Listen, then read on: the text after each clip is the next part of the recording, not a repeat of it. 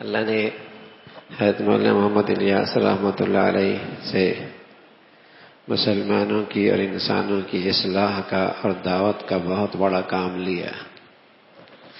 اسی طرح ہمارے بزرگوں میں تھانوی رحمۃ اللہ علیہ سے اللہ رب العزت نے انسانوں کی اصلاح کا اور تربیت کا بہت بڑا کام لیا ہے. یہ ہمارے بزرگوں میں وہ دو فرد ہیں جن سے اللہ رب العزت نے اپنی مخلوق کی خدمت کا اور زندگی بدلنے کا بہت بڑا کام لیا ہے، جو عام طور پہ انسان تصور بھی نہیں کر سکتا. ایک مرتبہ کسی نے پوچھا کہ حضرت تھانوی کی دعوت میں اور مولانا الیاس رحمۃ اللہ علیہ کی دعوت میں کیا فرق ہے؟ تو بہت خوبصورت انداز میں جواب دیا. فرمایا تھانوی کی دعوت میں غیرت ہے اور کمال ہے.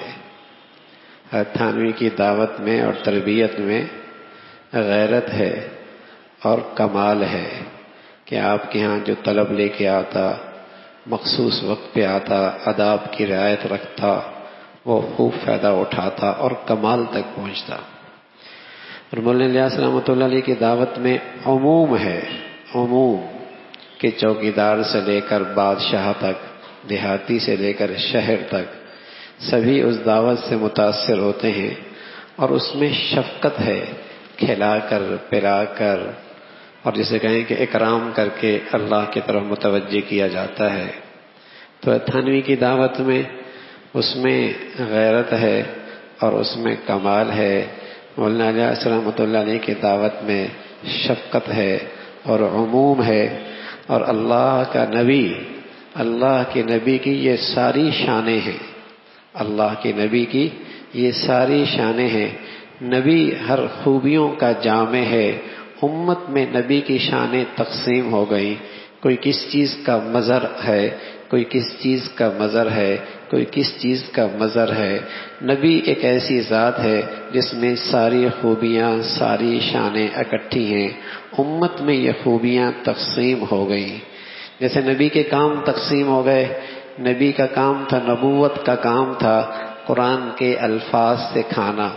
ربنا وبعث فیہم رسولا منہم یتلو علیہم آیاتہ ویزکیہم ویعلمہم الکتاب والحکمہ ویزکیہم. نبی کی بعثت کیوں ہوئی؟ نبوت کے کام کیا تھے؟ قرآن کے الفاظ صحیح کرانا، قرآن کی تفسیر اور اس کا مفہوم بتلانا، دلوں کی تزکیہ اور دلوں کی صفائی کرنا، علوم نبوت کو عام کرنا، یہ نبی کے کام تھے. لیکن نبی ایک ایسی ذات تھی جس میں ساری خوبیاں بیک وقت موجود تھی، لیکن امت میں یہ ساری خوبیاں تقسیم ہو گئی. کسی نے نبی کی اس شان کو لے لیا، کسی نے نبی کے اس کام کو لے لیا، کسی نے نبی کے اس کام کو لے لیا. الحمدللہ یہ سارے کام اور یہ ساری شانیں جب تک امت میں زندہ رہیں گی، امت میں دین اور ایمان کے لحاظ سے زندگی رہے گی.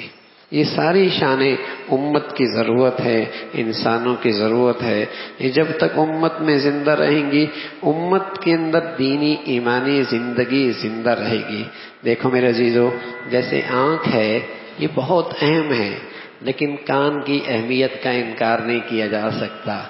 زبان ہے بہت اہم ہے، لیکن آنکھ کی اہمیت کا انکار نہیں کیا جا سکتا. ناک ہے بہت اہم ہے، لیکن کان کی اہمیت کا انکار نہیں کیا جا سکتا.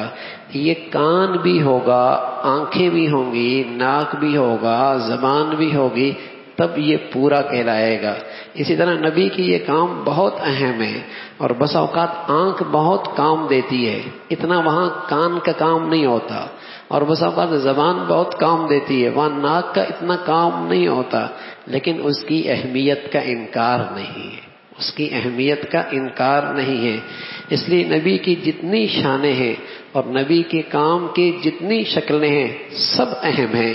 ہاں کسی ماحول میں آنکھ کی زیادہ ضرورت پڑتی ہے، کسی ماحول میں کان کی زیادہ ضرورت پڑتی ہے. ایسی نبی کی کئی شان غیرت کام زیادہ دیتی ہے، کئی نبی کی شان شفقت زیادہ کام دیتی ہے، کئی نبی کی شان کمال زیادہ کام دیتی ہے، کئی نبی کی شان عمومیت زیادہ کام دیتی ہے، کہیں تعلیم تربیت کا کام قرآن کی شکل میں، کہیں تفسیر کی شکل میں، کہیں حدیث کی شکل میں زیادہ کام دیتا ہے، اور کہیں مسلمانوں کا اکرام کر کے، ان کی منت سماجت کر کے، انہیں کھلا پلا کر اللہ کی طرف متوجہ کیا جائے۔ یہ سارے کام اس امت کی زندگی کی ضرورت ہیں، اور یہ سارے کام ایک دوسرے کے معاون ہیں۔ یہ سارے کام ایک دوسرے کے معاون ہیں۔ جیسے ایک گھر بن رہا ہے، کوئی فرش بنا رہا ہے، کوئی دیواریں بنا رہا ہے، کوئی چھت بنا رہا ہے، سب میرا ہی کام کر رہے ہیں، سب میرا ہی کام کر رہے ہیں۔